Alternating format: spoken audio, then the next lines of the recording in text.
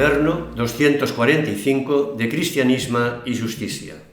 Cántico de las criaturas, las palabras de un pobre que celebra, a cargo de Víctor Herrero de Miguel.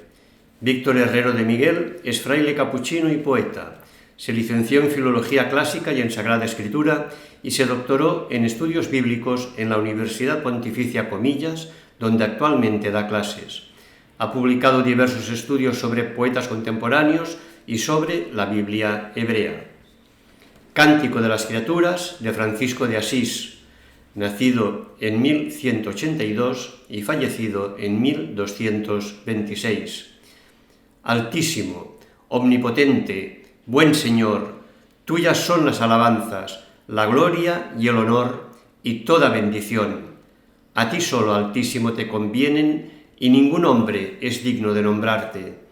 Alabado seas, mi Señor, con todas tus criaturas, especialmente por el Señor hermano Sol, por quien nos das el día y nos iluminas, y es bello y radiante con gran esplendor, de ti, Altísimo, lleva significación. Alabado seas, mi Señor, por la hermana luna y las estrellas, en el cielo las formaste claras y preciosas y bellas.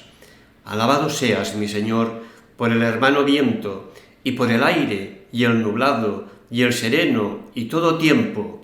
A través de él a tus criaturas das sustento. Alabado seas, mi Señor, por la hermana agua, la cual es muy útil, humilde, preciosa y casta. Alabado seas, mi Señor, por el hermano fuego, por el que iluminas la noche, y es bello, y alegre, y robusto, y fuerte.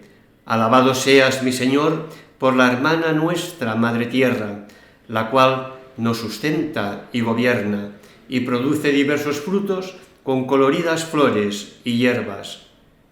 Alabado seas, mi Señor, por aquellos que perdonan por tu amor y sostienen enfermedad y tribulación.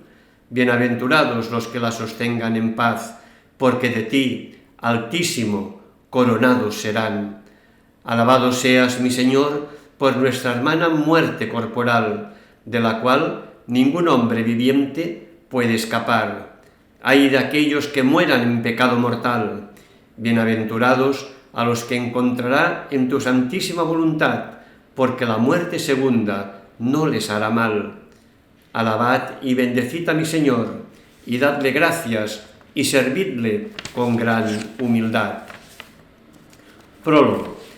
La crisis medioambiental actual es un fenómeno de enorme complejidad, debido tanto a la multiplicidad de factores involucrados como a la escala geográfica de sus impactos, que en el caso de los atmosféricos alcanzan una dimensión planetaria. A esto se suma la extensión temporal de las transformaciones en curso. No hablamos de días o meses, sino de decenios y de tendencias a medio y largo plazo. Esta magnitud dificulta tanto su análisis como su comunicación. De hecho, no es de extrañar que el escepticismo ante el cambio climático se alimente con frecuencia del desconocimiento. Si a esto añadimos los retos sociales que se retroalimentan con los ecológicos, la crisis socioambiental, en palabras del Papa Francisco, se alza como el mayor desafío para la humanidad en el siglo XXI. Frente a un reto de tales dimensiones, es de esperar que todos aquellos capaces de aportar una contribución positiva se unan en la búsqueda de alternativas. Movimientos ecologistas, partidos políticos, científicos, organizaciones ciudadanas, jóvenes y estudiantes. Todos estos grupos son ya interlocutores habituales en el diseño de políticas medioambientales. A ellos se suman las tradiciones religiosas que promueven actitudes de admiración y respeto hacia la naturaleza y la vida humana.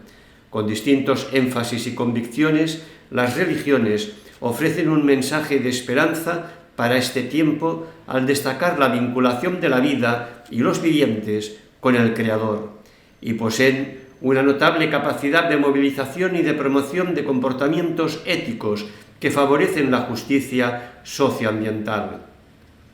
La encíclica Laudato Si del Papa Francisco marcó un hito en la aportación de la Iglesia Católica a esta crisis. En este texto, publicado oportunamente antes de la COP21 de París, el Papa propone una lectura teológica sobre el cuidado de la casa común. Para ello, parte del estado de la cuestión según datos científicos y establece luego el alcance de una lectura creyente fundada en la condición creatural del ser humano y la naturaleza en la que éste se inserta. El carácter moral del problema reside en el conocimiento del origen humano de esas alteraciones, mientras que la respuesta creyente se plantea como una profunda conversión capaz de restaurar relaciones justas con los demás, con la creación y con el Creador. En este contexto de contribuciones religiosas se sitúa la publicación de este cuaderno que coincide con el 800 aniversario del Cántico de las Criaturas de San Francisco de Asís. Este es quizá uno de los himnos cristianos de alabanza más conocidos. La espontaneidad del texto y su intensa descripción de la naturaleza lo convierten en un mensaje poderoso sobre la interacción entre las criaturas y su Creador. La figura de San Francisco, el poverello de Asís, goza de un enorme atractivo universal, dentro y fuera de la Iglesia. Es un personaje querido por su pobreza radical y su alegría profunda, llamativa por la coherencia y radicalidad de sus opciones. San Francisco destaca por su entrega a los pobres y marginados, por ser promotor de la fraternidad universal y por su humildad y sencillez. Es asimismo un trabajador por la paz que mostró un amor excepcional por la creación, motivo por el cual lo recordamos en este momento. El autor de este cuaderno es Víctor Herrero de Miguel, fraile capuchino, filólogo y doctor en Sagrada Escritura por la Universidad Pontificia Comillas, en la que da clases. Como profundo conocedor del Cántico de las Criaturas, su análisis no se centra en claves lingüísticas, sino en las repercusiones sociales y de conversión a la ecología integral que propone el Papa Francisco. Así, el Cántico no es solo una referencia para titular la encíclica papal, sino un verdadero preámbulo de su contenido. Obviamente, el texto de San Francisco no es un tratado sobre las condiciones socioambientales actuales, pero sí nos introduce en una relación fraterna con todo lo creado que descalifica cualquier mirada utilitarista, reduccionista, posesiva o manipuladora. Lo que la humanidad ha aprendido en el siglo XX y que era insospechado en el siglo XII es que este mundo tiene límites físicos que, de superarse, ponen en riesgo la supervivencia planetaria. Sin embargo, este conocimiento no es una sentencia de condena, algo que ya intuía San Francisco. Es posible cambiar nuestro modo de vida y transformar nuestras relaciones con el medio ambiente y entre nosotros. La justicia es el estrecho camino para alcanzar la promesa que se nos ofrece.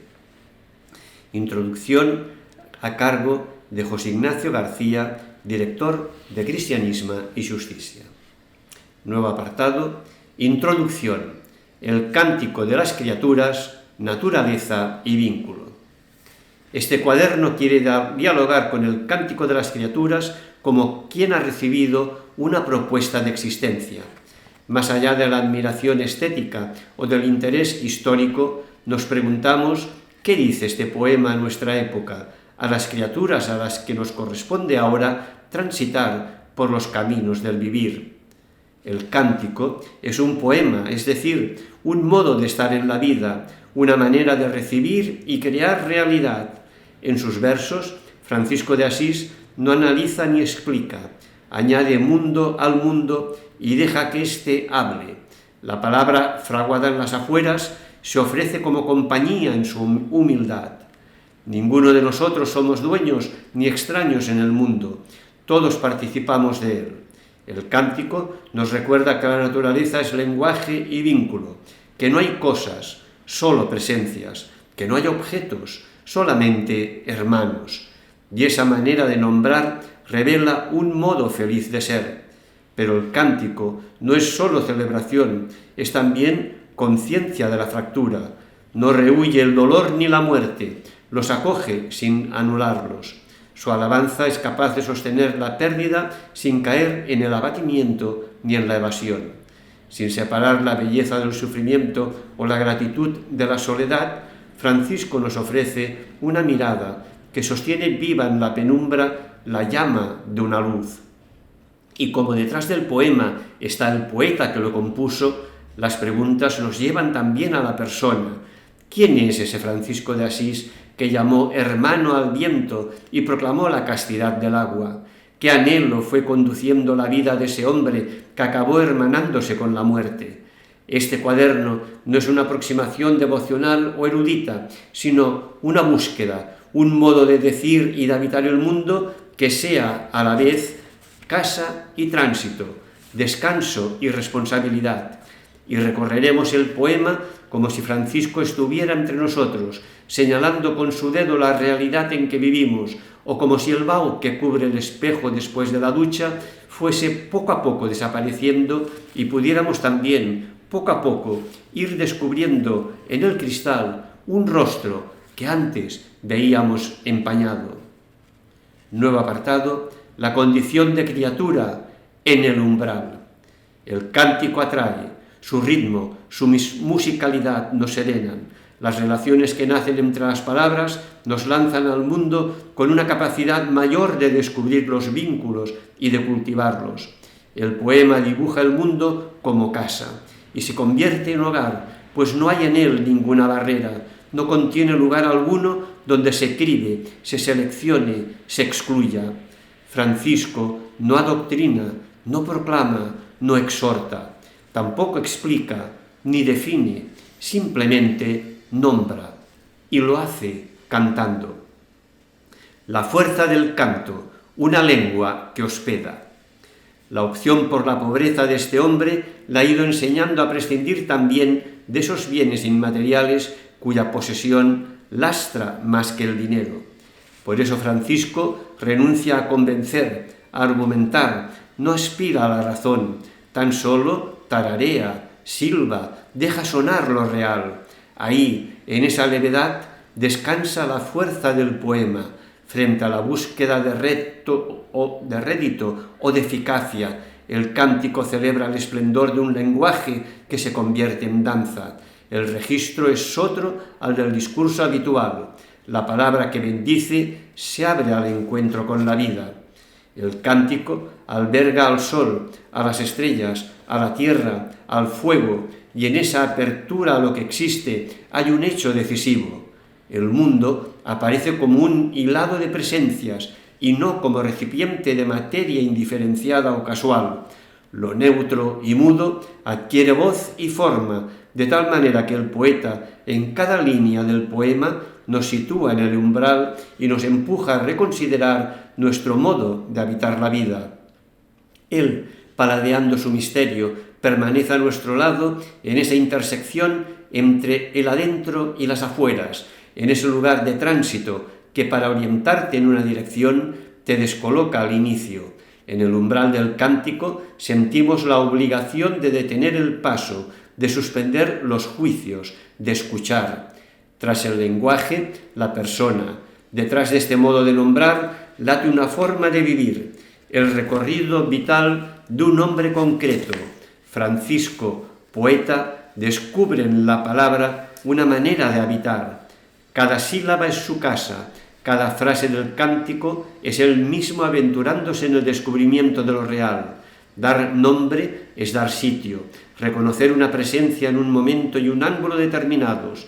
Nombrar a la luna como hermana implica haber reconocido doblemente un puesto para ella y para uno mismo, y también, de forma doble, haber sido capaz de descubrir una tendencia al vínculo, un impulso de salida y acogida, los mimbres de una relación. Frente a la cuantificación de la realidad, el lenguaje delicado del cántico nos recuerda que las palabras también hospedan, acompañan, nos hacen libres. Francisco, quizás por eso y al contrario de lo que sucede en otros escritos suyos redactados en latín, dio forma al poema a través de la lengua de la gente, el así llamado vulgar. Es lo que hoy en día se conoce como el dialecto umbro. Queda claro de este modo también que su intención no es convertirse en arquitecto de un edificio de erudición, sino levantar, con la precariedad de sus palabras y de su vida, una choza humilde y ancha, abierta, en la que sus hermanas y hermanos pudieran morar junto al calor del fuego de una voz reconocible. En el umbral no hay jerarquías, tampoco lingüísticas. Todos pueden traspasar el quicio, unirse y escuchar. Sucede aquí algo similar a lo que pasa con la lengua griega, en la que están escritos los evangelios, muy lejos del esplendor de los filósofos y poetas de Atenas. La sencillez de la expresión equivale a la capacidad de amparo. Es como si de una sala, para que en ella quepan más refugiados, se retirase lo accesorio. Esto no significa que el cántico, como el evangelio, como una iglesia cisterciense, no sea en su despojamiento un recinto de bellezas y de verdad.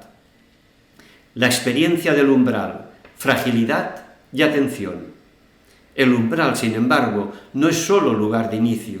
Allí se siente la intemperie. Francisco lo sabe bien. Su canto brota de la debilidad, de la enfermedad, de la profunda noche oscura que su corazón atraviesa y también de la ceguera casi total que lo acompaña en esos años. En medio de la calígine, la palabra despunta con una extraña luminosidad, como el primer rayo de una tormenta que nos espera. Esa paradoja es fundamental y coincide con algo de lo que la propia experiencia vital no deja de avisarnos. El umbral, el tránsito, el despertar lento, es siempre un sitio diáfano, una carencia de protección, una oportunidad desnuda y por eso expuesta.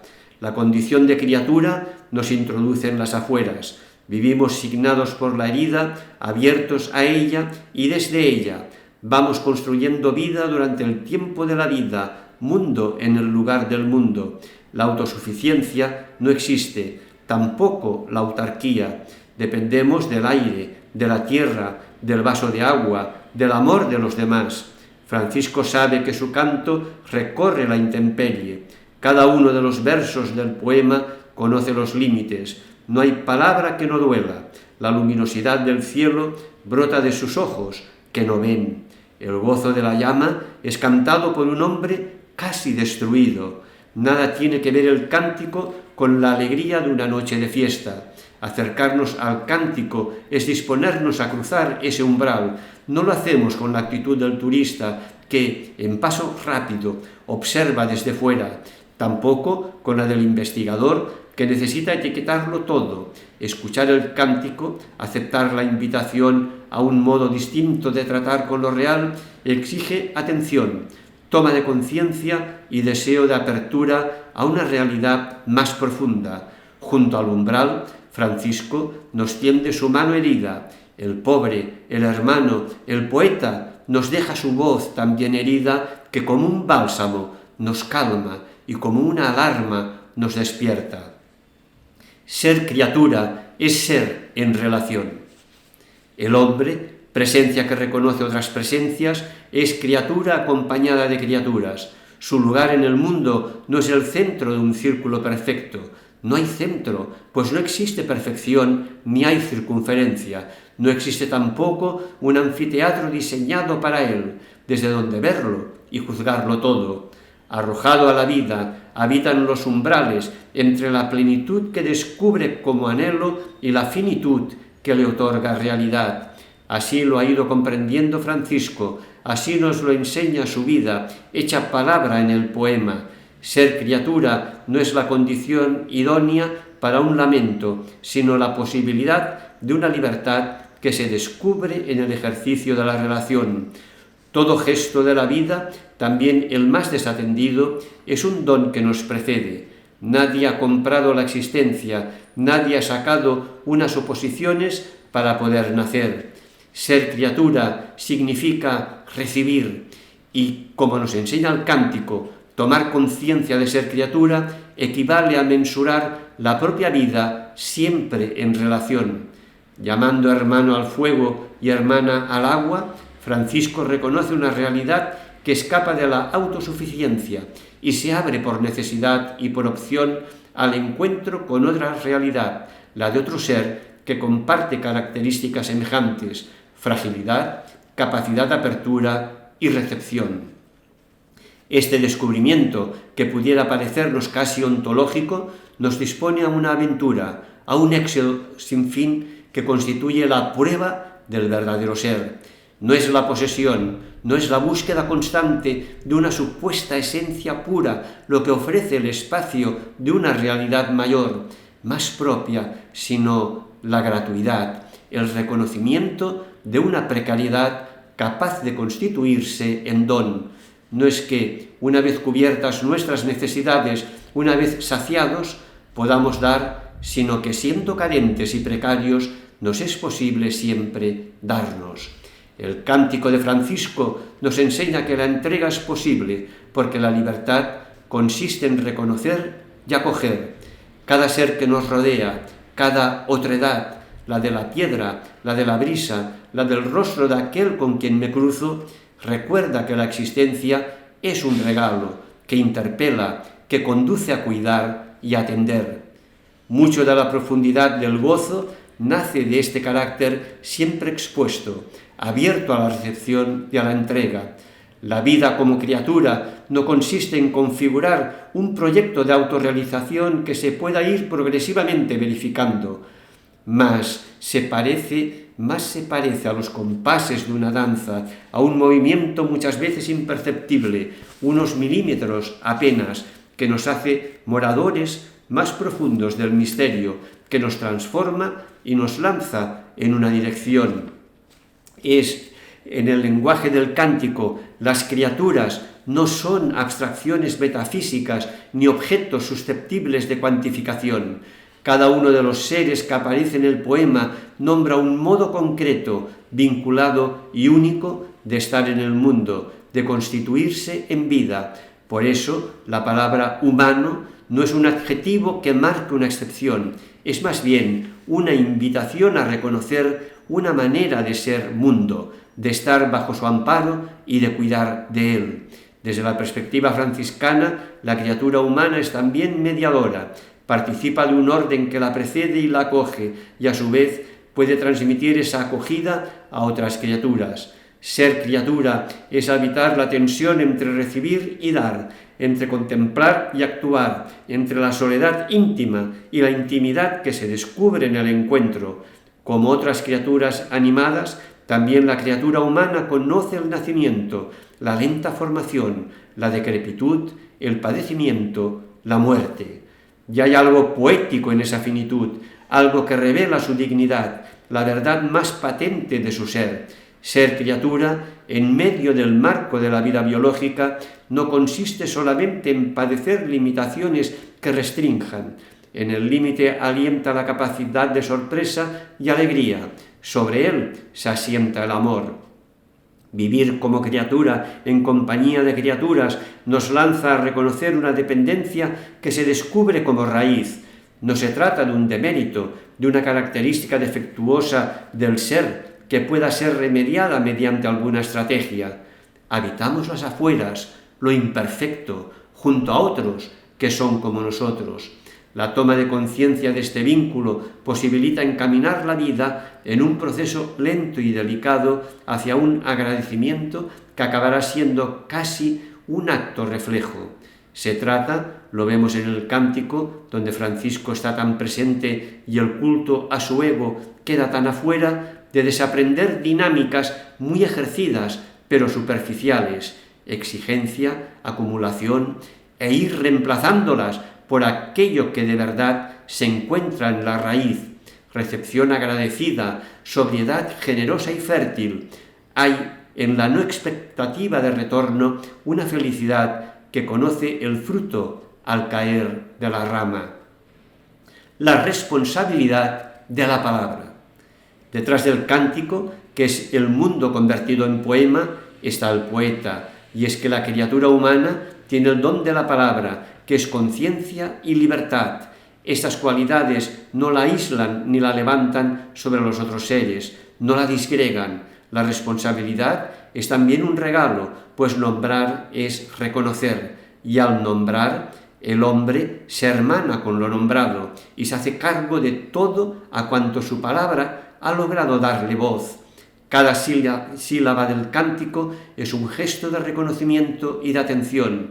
Alabado seas, mi Señor, por la hermana luna y las estrellas. En este arranque de la estrofa reaparece la delimitación de un tránsito, los contornos de un nuevo umbral, pues lo que aquí encontramos no es búsqueda de conocimiento. Francisco no mide ni pesa los astros de la noche, ni tampoco deleite esteticista. Todo lo que nombra y el modo de nombrarlo contribuye a restituir un lugar en la red de la existencia para aquello que es nombrado y para el ojo que lo ve. Se trata de recordar que en la pequeña o aparentemente inerte presencia de las cosas late el signo de un don. Todos nuestros gestos, cada palabra y ese silencio del que somos también capaces pueden convertirse en actos de hospitalidad. El cántico, en el ritmo que lo transforma en música y en la profunda sencillez de sus palabras, es casa de acogida de lo real y escuela en donde el alma aprende los parámetros de una vida nueva. Lo humano, lo más humano de lo humano, reside en la capacidad de agradecer la vida y en cuidarla, reconociendo en ella la generosidad de una presencia. El entrelazado poético del cántico, la comprensión de la vida como poema, viene a decirnos que no existe el aislamiento. Ningún hombre es una isla, y por eso la identidad de cada cual se va fraguando en apertura a las presencias que descubrimos en el mundo.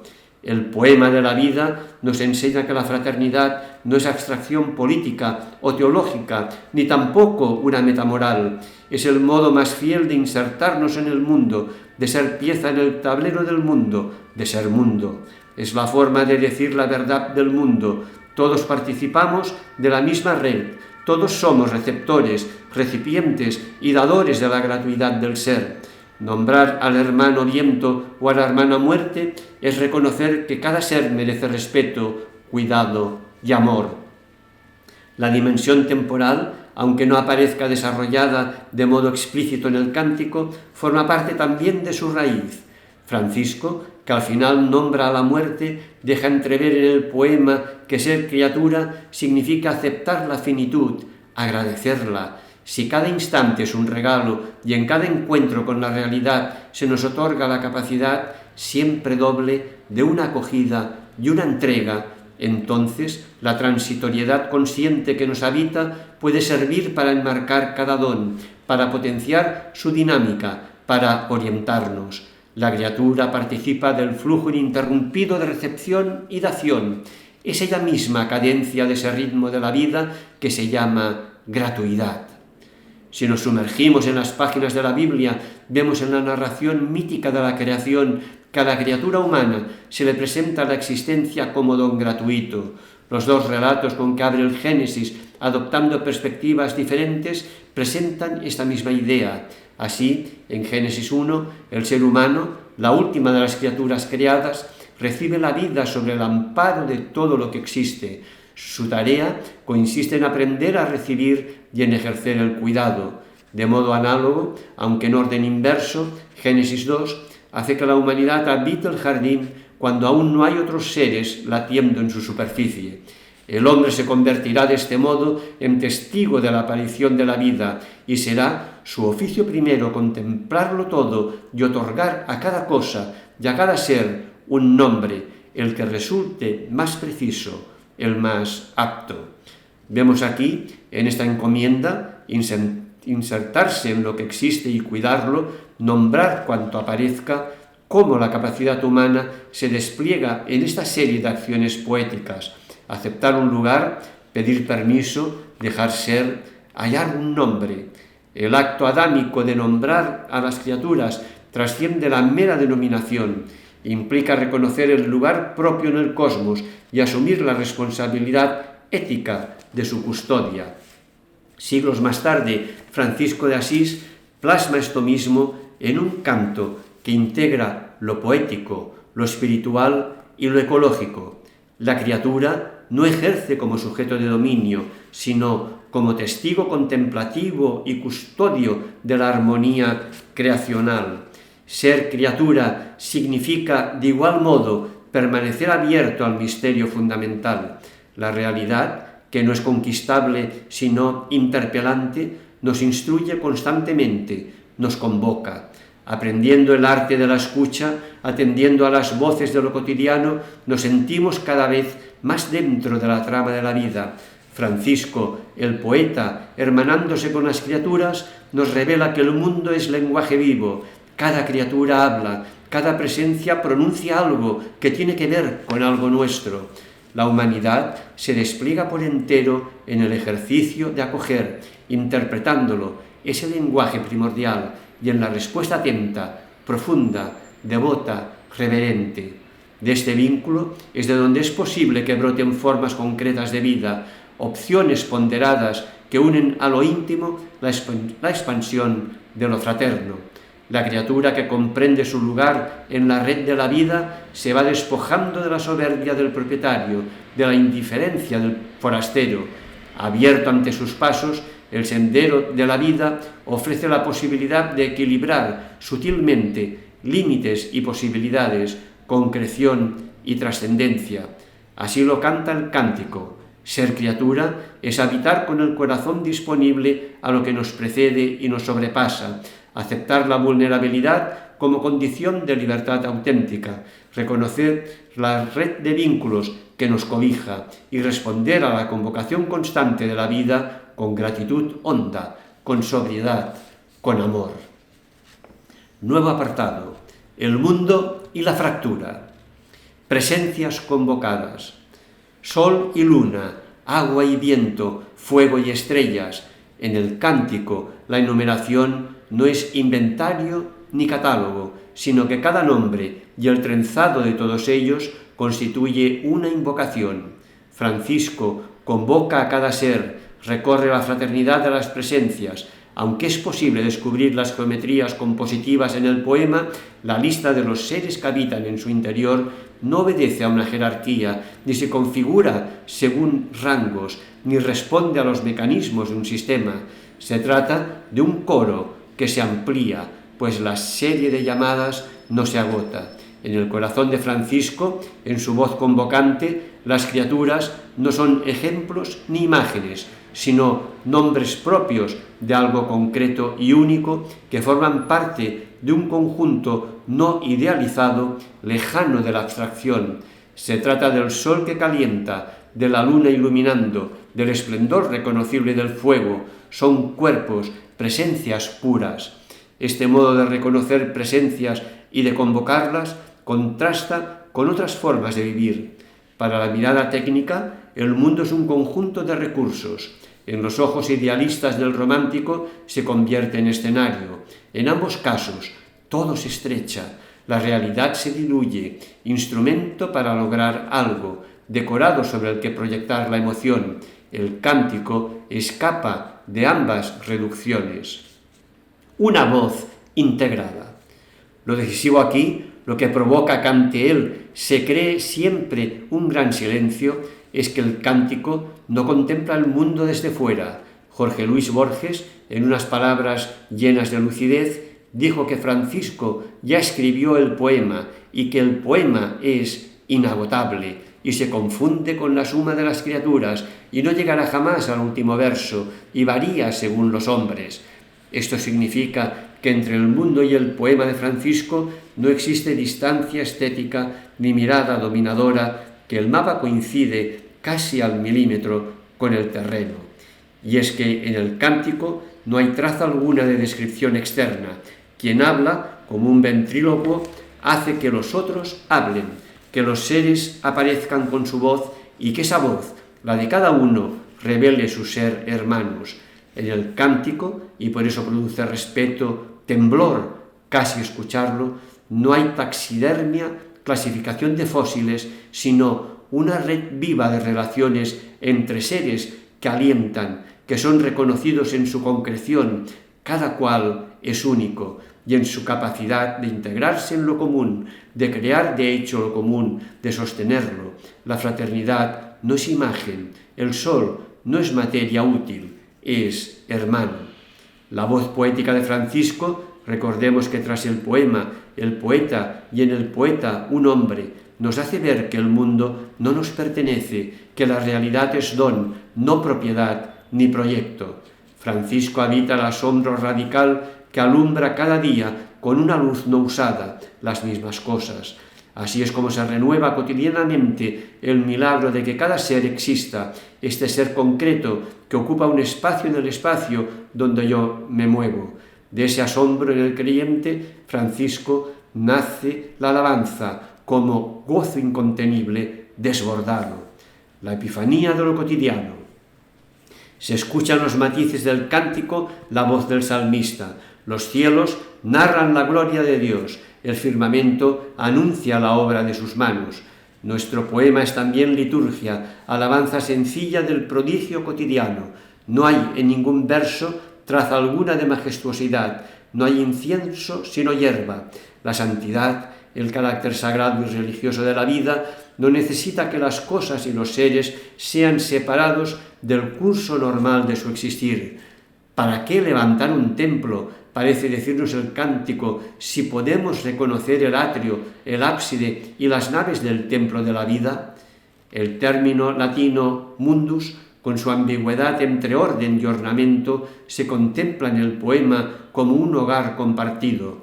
La alabanza, por eso, es un gesto de hospitalidad. Es como si insertando a los seres en el coro del poema, dejándonos a nosotros también un espacio entre los que alaban, Francisco rotulase para cada uno un sitio en donde estar. La fórmula podría enunciarse así: eres en la medida en que agradeces. Mediante la bendición lo vemos en cada estrofa y en el hilado de unas estrofas con otras. Cada criatura adquiere un lugar al tiempo que deja espacio para que las otras criaturas, mediante su forma de alabar, también encuentren un espacio. Resulta significativo que los seres nombrados en el cántico no sean los más excepcionales ni los más raros, sino los más elementales: el sol, la luna, el agua, el fuego. Lo fundamental, lo que sostiene la vida. En lugar de fijar la atención en lo extraordinario, Francisco vuelve los ojos a lo primero, a lo de siempre. De ahí, qué bien lo saben los niños y algunos ancianos y algunos poetas, brota el asombro. Se trata de la epifanía de lo cotidiano, que educa nuestras miradas hacia la importancia de lo que sostiene nuestra existencia: luz, frutos, agua, brisa, tierra. Una ética de la fraternidad para hoy. Estamos ante una pedagogía espiritual. Lo que el poema hace, convocando a las criaturas como comunidad, es invitarnos a vivir en relación, a coexistir. Nombrando el viento como hermano, como hermanas las estrellas, se me recuerda que no estoy solo, que mi vida pende de vínculos múltiples, que mi vida también los crea. Se me recuerda que en el encuentro está el cuidado y también después de él. ¿Cómo caminar hacia mi hermano con la intención de sacar provecho de ese encuentro? ¿Cómo despedirme de él pensando en aniquilarlo?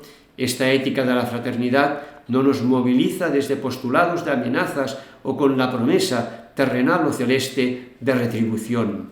La confianza se funda en el poder verdadero del reconocimiento, en la ligación inquebrantable que el vínculo entre las criaturas despliega. Ecología integral y reconciliación. En un mundo atravesado por la crisis ecológica, por la indiferencia ante la devastación de las guerras, el cántico puede sonar, y así les parecerá a muchos, como una bonita y estéril melodía. ¿Qué arreglamos cantando esta canción? Es cierto que Francisco no escribe un tratado científico de ecología, que no analiza las causas que hay detrás de cada bomba, no pronostica, ni disecciona, ni balancea. Su punto de partida es otro, y también es diverso su objetivo. Sus palabras, al igual que su vida, dejan claro que la tierra no es un almacén ni el aire un vertedero. Numerosas presencias comparten con nosotros el misterio del ser. Si hoy necesitamos una ecología integral, es porque hemos olvidado lo que Francisco vio resplandecer en el corazón de su pobreza, que la fraternidad atraviesa toda la realidad, que el cuidado no es estrategia, sino consecuencia de reconocer un vínculo. Ante el apremio suscitado por la crisis ecológica, también el cántico nos alcanza con la voz y los ropajes de un profeta escandaloso. Los habitantes de la casa de la tierra gimen bajo el peso de la voracidad. Las paredes del hogar se quiebran. La deforestación, el agotamiento de recursos, la pérdida de biodiversidad. Son siempre los más débiles los que antes y más sufren las consecuencias de un sistema que convierte todo en objeto de consumo. ¿Cómo cantar a la hermana tierra al mismo tiempo que la devastamos? La alabanza franciscana es un acto de justicia, dar voz a las criaturas silenciadas y confiar en que su música nos transforme. El mundo convocado por Francisco está reconciliado, no porque las tensiones desaparezcan, sino porque pueden ser acogidas en un mismo canto.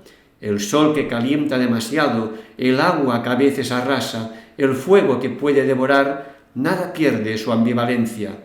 Y sin embargo, en el poema no encontramos enemigos. La poesía de alabanza nos cancela los riesgos implícitos en el acto de vivir, los deja intactos. El poema, de hecho, nos conduce hacia la muerte, y en esa capacidad de integrar lo contradictorio reside mucha de la fuerza del cántico. La fraternidad es confianza. Hay algo que profundamente poético en este modo de reunir lo diverso sin anularlo. El cántico es polifonía, cada ser tiene su voz, cada criatura su timbre y todas forman un coro. Lejos de la uniformidad, la música de la vida se despliega en el poema como tejido de diferencias que resuenan unidas. Francisco ya experimentó mucho tiempo antes lo que escribió Emily Dickinson. Morí por la belleza, pero apenas ahormada en la tumba, otro murió por la verdad y estaba en un lugar contiguo. Me preguntó en voz baja, ¿de qué has muerto? Dije, por la belleza, pues yo por la verdad, y son lo mismo, añadió. Hermanos somos, así como parientes que se encuentran de noche conversamos, hasta que el musgo nos llegó a los labios y cubrió nuestros nombres. Hasta aquí Dickinson. Un canto nacido de la herida. El cántico de las criaturas no nació en un jardín intacto, su fuente es una herida, enfermo, ciego ya casi del todo, triste ante las divisiones existentes entre los hermanos y descorazonado en medio de los dolores de los hombres. Francisco da forma final al cántico, cuando la oscuridad amenaza con envolver la vida. El poema brota cuando él, junto a las hermanas pobres, reside en San Damián. Acogido por otras que le cuidan, que pronuncian con cariño su nombre, este origen, la fragilidad, la dependencia, el cuidado recibido, es decisivo. No es un poema ingenuo, estamos ante un himno atravesado por la noche. También a través de estas circunstancias, el poema llega a nosotros como las palabras de un contemporáneo. Aquella sentencia de Adorno, no es posible la poesía después de Auschwitz, ha sido constantemente desmentida antes y después de Auschwitz, por aquellos que cantan en la noche. Sus voces llegan a nosotros empapadas de un dolor que conocemos. La desigualdad sigue siendo hoy uno de los nombres más atronadores de la herida. Las fortunas desmesuradas de algunos contrastan con la carencia y las hambrunas de poblaciones enteras. La brecha no se acorta, se alza como un acantilado sobre el cual cada vez parece más imposible tender puentes o saltar. Migraciones forzadas, trabajos precarios, vidas descartadas. La fractura económica desgarra la carne de los más débiles y genera en el corazón de muchos un escepticismo amargo cuando se escuchan propuestas alternativas de modelos distintos. La globalización, bajo cuyo manto nacen muchos espacios comunes, no ha creado comunidad. Disponemos de tecnologías que nos conectan al instante, pero nos falta una poética, un relato que nos una. El inglés de los negocios hace de verdad más cierto el entendimiento entre los diferentes. Estamos también inmersos en la fractura cultural, en el desencuentro entre lenguajes y modelos. Las sociedades caminan escindidas entre memoria y porvenir, modernidad y tradición, identidades cerradas y búsquedas de un futuro abierto. Al escuchar el canto de Francisco, es justo que nos preguntemos: ¿cómo podemos alabar al Creador del cielo cuando sobre la tierra, también por Él creada, transcurre como una sombra la vida de tantos? Sobre el temblor de la realidad no caerán uno tras otro desplomados los ladrillos de este templo de alabanza. No existe una respuesta analgésica, tranquilizadora. El cántico, que es resistencia, se filtra por la herida sin taparla, nos lanza, hasta en su estructura es posible descubrirlo, al entramado de acciones pequeñas, de corto alcance, casi siempre cotidianas. Es como si tras la reiteración melódica del poema hermano, hermana, hermano, hermana, estuviésemos recibiendo la invitación de mirar también de forma repetida realidades que parecen agotadas, rostros que creemos ya del todo conocidos, situaciones sobre las que la desesperanza ha sellado con su lacre de plomo un diagnóstico negro. Es como si a fuerza de mirarlas y mirarlas, como hace Francisco con las criaturas que le acompañan en el poema, se nos fueran los ojos abriendo y fuéramos también nosotros pasando de la ceguera a la contemplación. En este contexto, el cántico recuerda que hay un lenguaje anterior a nuestras disputas, el que fragua las palabras de lo elemental, de lo que nos sostiene a todos: sol y luna, agua y fuego, tierra y muerte, realidades que ningún grupo posee en exclusiva, presencias que nos exceden y nos convocan. La invitación del cántico consiste en construir futuro retornando a la raíz. Un canto que sutura heridas. Tampoco el ámbito de lo religioso está hoy exento de su carga de dolor. Mientras que en muchos lugares la espiritualidad parece algo irrelevante o sospechoso, en otros se instrumentaliza como bandera identitaria y es acicate de persecuciones, deportaciones y violencia. Las distintas confesiones religiosas, la Iglesia Católica también, conocen las divisiones internas, la crisis de credibilidad y el lastre que provoca caminar hacia adelante sin perspectivas claras de un futuro. La fractura religiosa se vive tanto en la secularización radical como en los caminos de hibridaciones débiles, sin olvidar los fundamentalismos excluyentes y nocivos. El poema de Francisco, nacido en un contexto que conoce la tensión entre clérigos y laicos, entre iglesia jerarquizada y movimientos proféticos, exhala una religiosidad que, al ser canto, nos impone, pero tampoco automatiza ni enajena, como sucede o puede suceder con otras espiritualidades de nuestra época. En cada estrofa encontramos gratitudes, no doctrinas, agradecimiento ajeno a cualquier mecanismo de control, más elocuente que el discurso, porque ya está llena de él. La música del cántico es teología pastoral y mística. El perdón. Cada una de las rupturas con las que dialoga el cántico recorre no solamente el ámbito social, religioso, económico y cultural, sino también los espacios más íntimos de nuestras propias vidas. Lo hemos dicho previamente, tras el poema y el poeta está el hombre Francisco, para quien el cántico fue también un modo concreto de reconciliación con sus hermanos, con su cuerpo enfermo, con la ambigüedad del mundo y hasta con el mismo Dios. Por eso, la estrofa dedicada al perdón, que antecede a la aparición de la muerte, no es un apéndice moral, pues late en ella el corazón del poema. Sin perdón no es posible el canto. Cada vez que surgen o alcanzan popularidad, seguimos constatando que las iniciativas de mediación entre víctimas y victimarios o los intentos de articular un encuentro entre aquellos que se baten en la guerra suscitan escándalo. El perdón levanta ampollas, pero sigue habiendo personas convencidas de que sin perdón no hay vida. Imaginemos por un momento que al cántico le borramos la estrofa del perdón. Sentiríamos que entre las criaturas y la muerte hay un vacío que no puede cruzarse. En el poema, como en la vida, solamente la capacidad de reconciliación, es decir, de relectura seria, profunda, generosa, hace posible el tránsito. Si estructuralmente careciésemos de la capacidad de perdonar, sería nuestra existencia incapaz también del canto, de la música, del camino. La herida como condición. El cántico no niega la fractura, habita en su dolor, iluminándola. En la experiencia de Francisco, la alabanza no es el resultado final de una armonía geométricamente estable, no nace tampoco con el propósito de alcanzar objetivo alguno.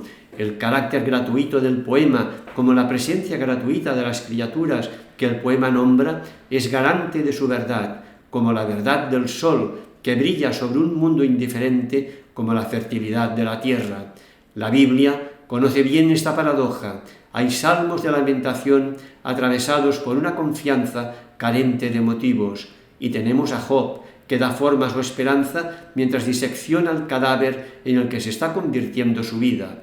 También el grito del crucificado, que encara una ausencia y revela la hondura de un tú al que es posible invocar descendiendo verticalmente por las paredes infinitas del vacío. Me parece que a donde el cántico nos lanza es a aceptar la fractura no como destino, sino como condición. Si la hospitalidad del poema permaneciese reservada a aquellos que han resuelto sus conflictos, nadie habitaría en él. Los que nos movemos entre gozos y cansancio en la cuerda floja de la vida, los que nos sentimos en relación real con un Dios que no nos soluciona los problemas, los que vislumbramos con dolor y esperanza la posibilidad de desplazar de forma mínima el aparentemente férreo rumbo de las cosas, esos, nosotros, los imperfectos, vivimos en el cántico. Nuevo apartado. Un modo de habitar desde la gratuidad. Hay un hilo de oro que recorre el cántico de punta a punta, y es la gratuidad. Todas las acciones de todas las criaturas son cantadas sin referencia a lo que recibe cada una como recompensa. En el poema no existe cálculo de valor, tampoco balanza que pondere qué es más grande, qué criatura o qué acción aporta más al conjunto del mundo. La presencia tan sutil de Dios en el poema es el garante de esa gratuidad, pues es Él quien, viviéndola en sí mismo, la provoca. La dinámica de la alabanza escapa de la medida de la tasación. El papel de la muerte en esta aventura de lo gratuito es central. Francisco sabe que vivir y morir forman un solo movimiento. En su canto, donde la fragilidad es vínculo que nos sitúa dentro de la red de todas las criaturas, la muerte, hermana última y radical, nos recuerda que no somos dueños, que no existe autonomía absoluta, que cada vida se despliega en relación y dependencia. Reconocerla es aprender a habitar la existencia con atención, con gratitud, con cuidado. Nombrarla no es resignación, es preparación, disposición a recibir lo que nos precede y nos sobrepasa. La última hermana, la muerte. Hoy, en nuestras sociedades occidentales, la muerte, igual que la vejez, la enfermedad o el dolor, ha sido desplazada, confinada a hospitales, a estadísticas, a palabras suavizadas que atenúan su verdad. Se celebra la juventud, el rendimiento, la acumulación y queda oculto lo que nos iguala a todos, la fragilidad, el límite, la caducidad de la vida. Pero este ocultamiento no elimina la experiencia del final, solo nos priva de la oportunidad de vivir con hondura, de reconocer que cada instante, cada presencia, cada encuentro es un regalo puro y gratuito, un gorrión posándose en una rama que mañana no estará. La última hermana del cántico es la muerte. Sabemos que Francisco añadió esta estrofa pocos días antes de morir. Con la misma naturalidad con que lo hacen el sol y el agua, la muerte vive en el poema. Me gusta imaginar que la muerte, última de las criaturas, es también la primera lectora del poema, que sobre ella se han vertido por vez primera los efectos benéficos de la composición, de tal forma que ella, la muerte, seducida por esta música de fraternidad verdadera, se ha atrevido a traspasar su umbral y, osada y temblorosa, ha querido ser admitida en el coro de hermanas y hermanos. Una vez dentro del poema, la muerte recibe de las otras criaturas lo que cada una le da y ella, de forma análoga, también es portadora de algo. Su presencia sirve de parámetro verificador que, limitándolas, dibuja para cada criatura el marco de posibilidad de su existencia. Es lo mismo que sucede en geometría, esas líneas que definen al cuadrado o al pentágono como tales. Por eso, su inserción en el cántico no amenaza y mucho menos paraliza el flujo de vivacidad que percibimos desde la primera línea, así como llamarla hermana no elimina su rigor ni su peso. Tampoco su presencia disminuye las características de cada criatura, es decir, el hecho de que en el poema esté la muerte no hace triste al fuego, ni decolora las flores que encontramos en la tierra. La conciencia de finitud gratuita no se contradice en el cántico con la esperanza también gratuita que se fundamenta en Dios. De hecho, si leemos con atención la estrofa de la muerte, descubrimos en ella la profundidad de un doble fondo. Hay una muerte corporal, la llama el cántico, que iguala a todos. La hermana última nos devuelve a nuestra condición primera, la de criaturas, y nos hace conscientes de que todo lo creado comparte la misma finitud. No hay privilegio que nos salve, no hay poder que nos libere. Y luego está lo que el cántico denomina muerte segunda, que aparece conectada a dos destinos, uno para los que mueran en pecado mortal y otro para aquellos a los que esta muerte encuentre dentro de la voluntad de Dios. La lógica de la gratuidad. Más allá de comprensiones escatológicas de aquella época, creo que lo que aquí encontramos, un horizonte de salvación y otro de condena, puede ser leído desde la lógica del cántico, centrándonos en el más acá y más en concreto en la gratuidad. ¿Qué es salvarse y en qué consiste la condena? ¿Cuál es ese pecado mortal? Digámoslo así, si la llave de la vida es la gratuidad, aprender a recibir, aprender a darse, la parálisis de la vida es la obstrucción de la gratuidad, es decir, la posesión, el dominio. También la tristeza de quien no se siente el centro gratuito de un milagro. Pecado mortal será entonces morir siendo esclavo y dueño de uno mismo, sometiéndose a uno mismo y padeciendo los estragos que ello provoca. Tras la lectura pausada del poema, uno se pregunta de nuevo si no es Francisco quien transforma a la muerte. Es, digámoslo como lo diría un poeta, como si la muerte, escuchando al poverello nombrar delicadamente el mundo, abandonase su codicia y se convirtiera ella también en hermana. Hay aquí, digámoslo ahora con un lenguaje diferente, la palabra llena de verdad de un hombre que ha sabido orientar su vida desde la perversión, la contemplación del conjunto desde uno mismo como centro, hacia la conversión, la comprensión de uno mismo desde el conjunto de la realidad. Francisco, sin luz en los ojos, acaricia la castidad del agua y la robustez del fuego, alaba la teología del sol y la nocturna hermosura de los astros. No viendo, descubre la solidaridad del viento y el carácter materno de la tierra. Los últimos versos, dedicados al perdón, la enfermedad y la muerte, son la clave de lectura de todo lo anterior. La confirmación de que no estamos ante una impostación lírica, un juego floral. Al contrario, la poesía de Francisco, integrando en el conjunto de lo creado la cara más problemática de la realidad, revela la hondura a la que ha llegado su vida, la trascendencia encarnada con que contempla el mundo, hacia una praxis de la existencia. El cántico de las criaturas nos ofrece como documento final de una reunión de sabios. Cada palabra, cada estrofa es una puerta entreabierta hacia una forma de vida que se invita delicadamente a construir y a habitar. No es un texto para especialistas ni una pieza de museo. Es una práctica, una respiración, una manera de estar en el mundo que se aprende en el roce con lo real, en la escucha atenta, en la entrega silenciosa. Habitar el mundo como lo hace Francisco en esa paradoja desinstalándose significa ir haciéndose más permeable a lo real. Se trata de atender a la convocación de las criaturas, En el canto no hay voluntad de afirmación, porque el que canta muy lentamente ha ido vaciándose del afán de dominio y de los impulsos de control. Es un pobre enriquecido por la vida que cuando nombra al sol y a la muerte conduce al lenguaje hacia una forma de justicia.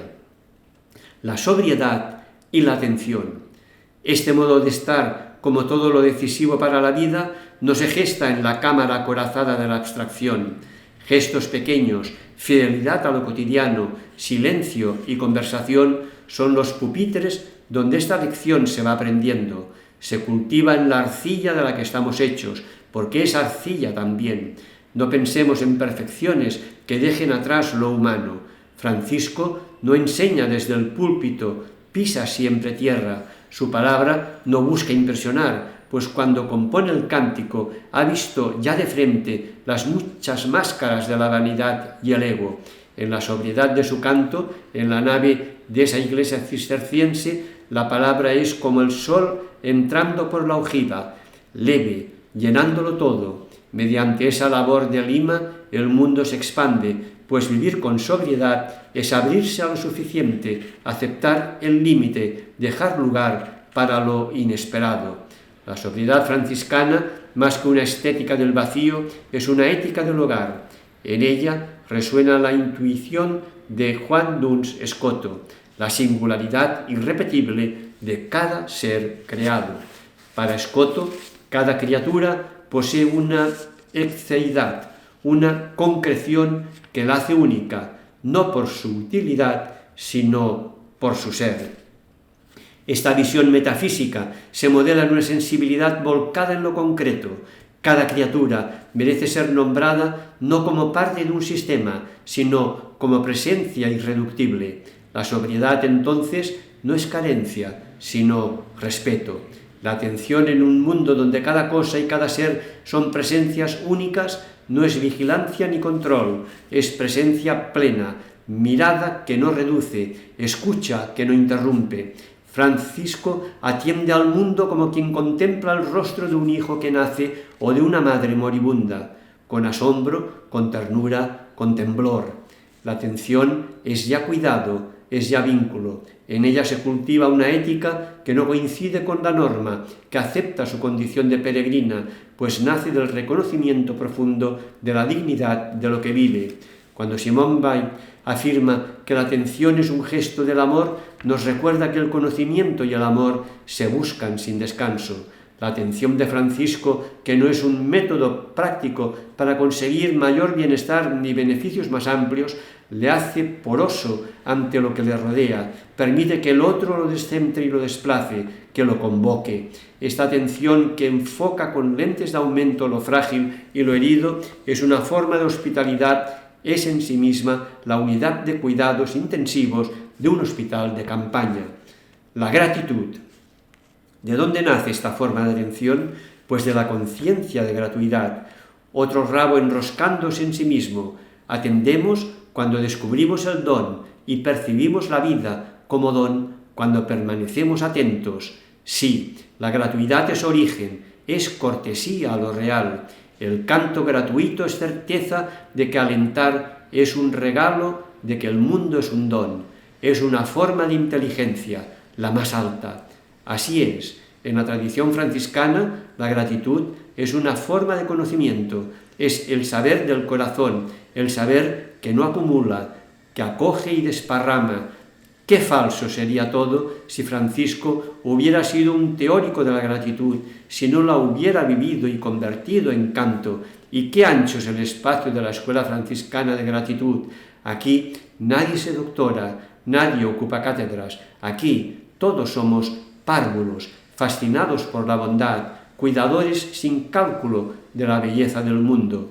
Este modo de estar nos impone, es aceite derramado que te llega. Se transmite como se transmite la luz, por cercanía y por irradiación.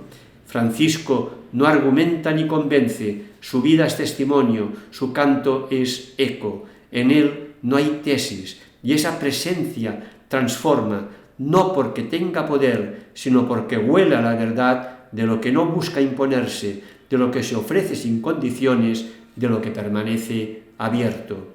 Habitar el mundo como lo propone el cántico implica aceptar la fragilidad como condición, no como defecto. Es comprender que el límite no es obstáculo, sino umbral, que la vulnerabilidad no nos separa, que es juntura. En la herida compartida se fragua la fraternidad. En la conciencia de finitud se abre el espacio para el cuidado, para la ternura, para la responsabilidad. No hay camino sin límite, no hay comunión sin riesgo. Somos como vencejos debajo de la lluvia. La fragilidad como lugar teológico. La tradición franciscana, este oscuro cristianismo, ha comprendido la fragilidad como lugar teológico. En la psicología herida, en el cuerpo llagado, en la vida expuesta, se revela la verdad del ser. Francisco canta desde la enfermedad, desde la ceguera. Su caja de resonancia es la intemperie, y en la intemperie no hay evasión. En las afueras se resiste, se configuran alternativas para una vida diversa. En el desierto hay tiendas y hay consuelo. El tiempo, en este modo de estar sobre el barro, no se mide en horas ni en logros, se habita. Cada momento irrepetible y significativo, cada palabra pronunciada es ocasión de reconocimiento y relación.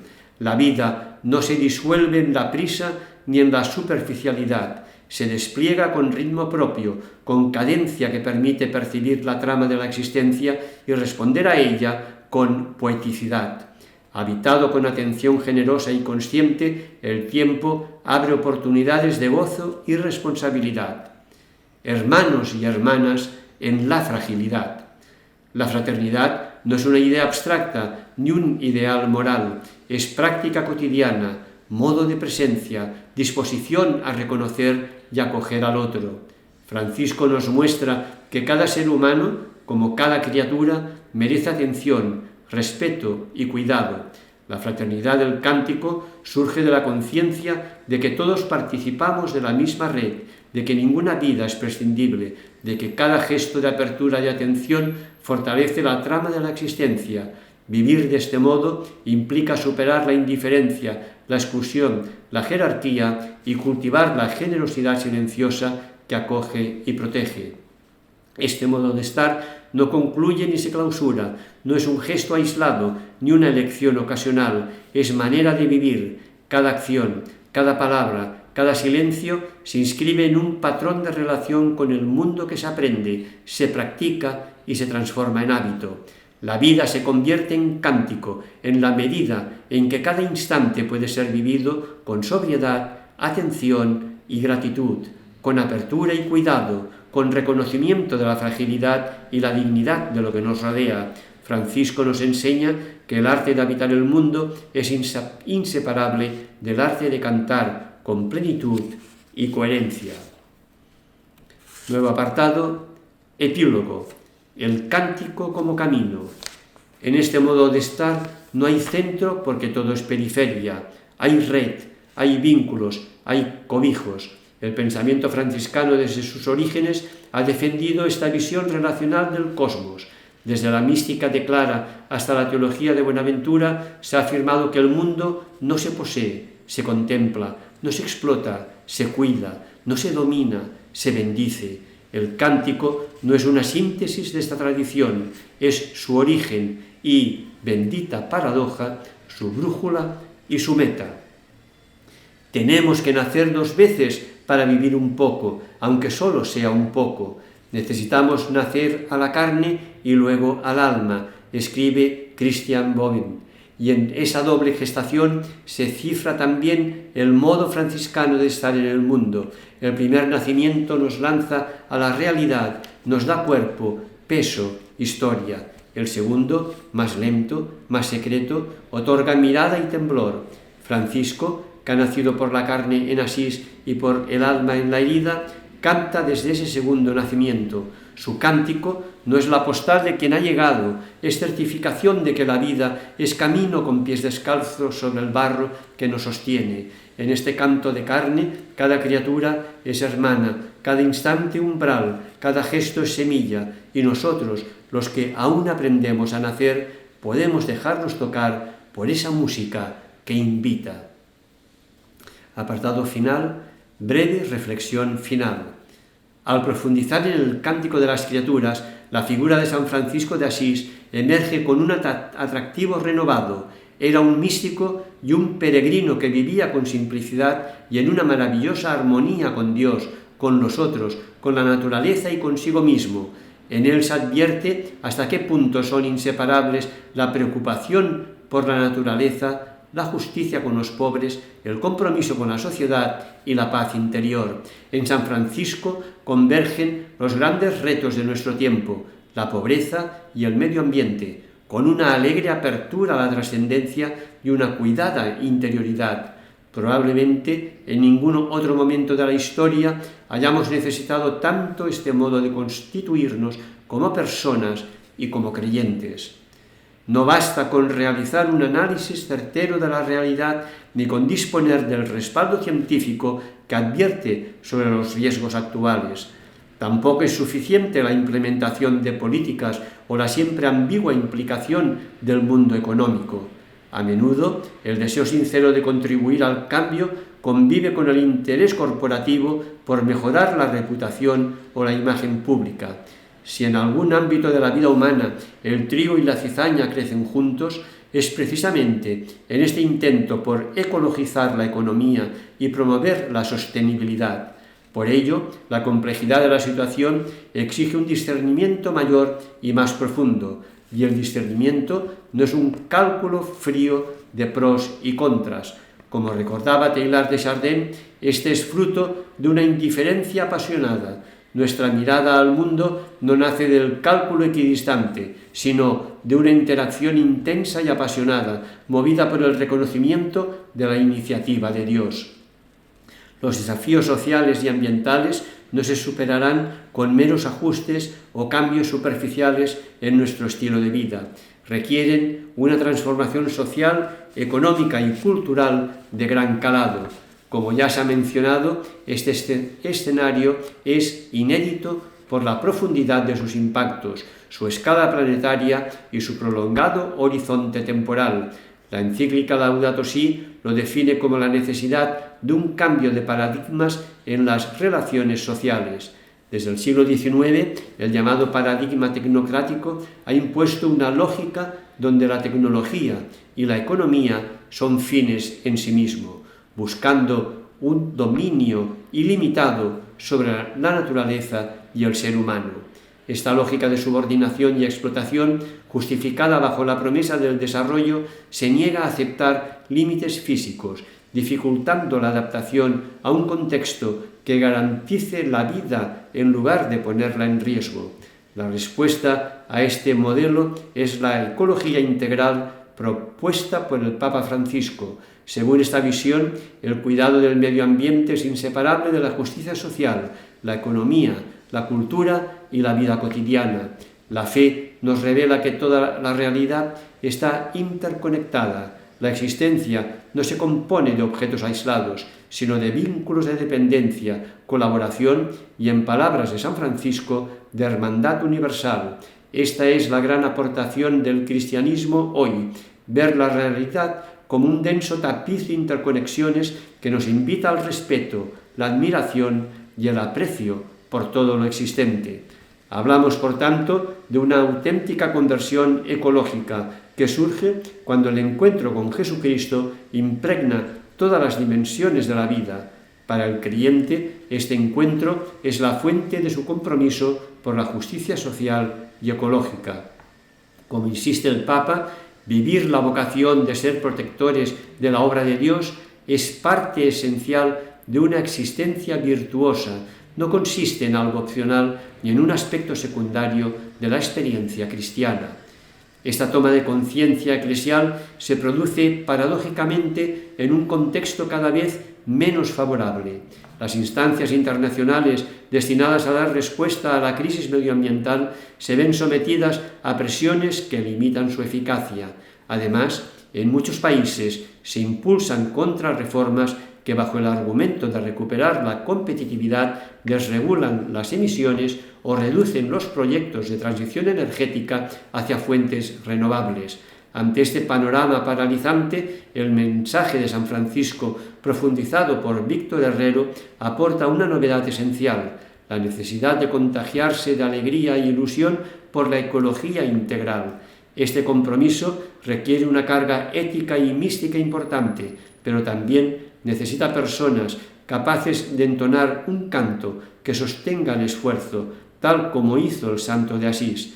En este canto de carne, cada criatura es hermana, cada instante umbral, cada gesto es semilla, y nosotros, los que aún aprendemos a nacer, podemos dejarnos tocar por esa música que invita. El epílogo ha estado a cargo de José Ignacio García, director de Cristianismo y Justicia. Y hasta aquí el cuaderno 245 de Cristianismo y Justicia.